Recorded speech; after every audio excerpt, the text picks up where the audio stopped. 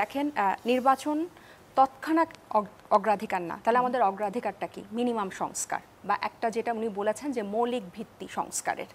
এখন নির্বাচন কেন্দ্রিক সংস্কার যদি আপনি বলেন, নির্বাচন ব্যবস্থার সংস্কার, জনপ্রশাসন এবং আমরা যদি পুলিশ বলি যারা জড়িত, স্থানীয় সরকারের উত্তরটা আমি পরে দিচ্ছি। এই প্রসঙ্গে আমি যদি বলি, নির্বাচন পেছানোর কোনো ষড়যন্ত্র নাই, আমি বারবার বলছি। আমরা এর আগে শব্দটা যদি আমরা বাদ রাখি, এর আগে আমরা কিছু নির্বাচনের রোডম্যাপের যেরকম আবেদন, আমাদের একটা সংস্কারের রোডম্যাপের আবেদন, যে আমরা নির্বাচন ব্যবস্থাটা স্বচ্ছ চাই, নির্বাচন প্রক্রিয়াটা আমরা অন্য আগের নির্বাচনগুলোর মতো চাই না, যে প্রক্রিয়াটাতে নির্বাচনটা প্রশ্নবিদ্ধ হবে না, স্বচ্ছ হবে, সেটা যে টাইমের মধ্যেই হোক, সেটা ডিসেম্বরে হোক এবং জুনে হোক। আমাদের এই সংস্কারগুলো নিয়ে আমাদের আপত্তি। আপনি জানেন যে নির্বাচন যে সংস্কার কমিশন তারা কিছু সুপারিশ দিয়েছেন, সেই সুপারিশ ব্যতিরেকেই কিন্তু ইসি তাদের নিজের মতো করে পুরনো যে আইন, পুরনো যে নিয়ম বিধান, সেই অনুযায়ী কিন্তু নির্বাচনের জন্য আগাচ্ছিলেন। এবং যে নতুন দল নিবন্ধনের যে গণবিজ্ঞপ্তি, সেটাও ওনারা সুপারিশ ব্যতিরেকেই দিয়েছেন, যদিও সেটা হাইকোর্টে রিট হয়ে স্থগিত হয়েছে। আমরা কিন্তু বলছি যে আমরা আমাদের প্রস্তুতি মতো, আমাদের সময় মতো দল হিসেবে আমরা আগাবো।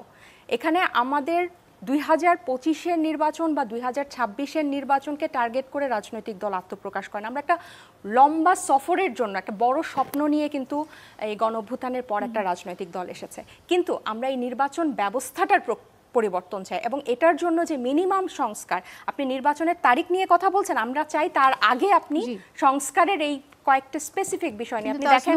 পুলিশের সাথে দলের নেতারা তো সবসময় মিনিমাম সংস্কারের কথা বলছেন। আমি দুঃখিত যে আপনাকে আমি থামিয়েছি। নাহিদ ইসলাম যেমন বলেছেন যে গুরুত্বের বিষয়গুলো হলো পূর্ববর্তী সরকারের অপরাধীদের বিচারের আওতায় আনা, দেশে একটি স্থিতিশীল আইন শৃঙ্খলা পরিস্থিতি নিশ্চিত করা এবং গণপরিষদ গঠন করা। আমরা সংবিধান ও নির্বাচন ব্যবস্থা সংস্কারের পক্ষে, যাতে ফ্যাসিবাদী শাসন আবার ফিরে আসতে না পারে, তাই একটি নির্বাচন আমাদের তাৎক্ষণিক অগ্রাধিকার নয়। সেক্ষেত্রে তো এটি আসলে যেটি নির্বাচনের আগে যে মিনিমাম সংস্কারের কথা আপনি বলছেন, এগুলো কি মিনিমাম সংস্কারের ভিতর ফেলা যায়? আর সার্জিস আলম যখন বলেন যে শেখ হাসিনার বিচার না হওয়া পর্যন্ত যেন কেউ নির্বাচনের কথা মুখে না আনে, তখন আসলে বিচার প্রক্রিয়াটা তো অনেক লম্বা, সে বিষয় নিয়ে অনেক কথা হয়েছে, আমি সেই পুরনো প্রসঙ্গে আর যেতে চাই না।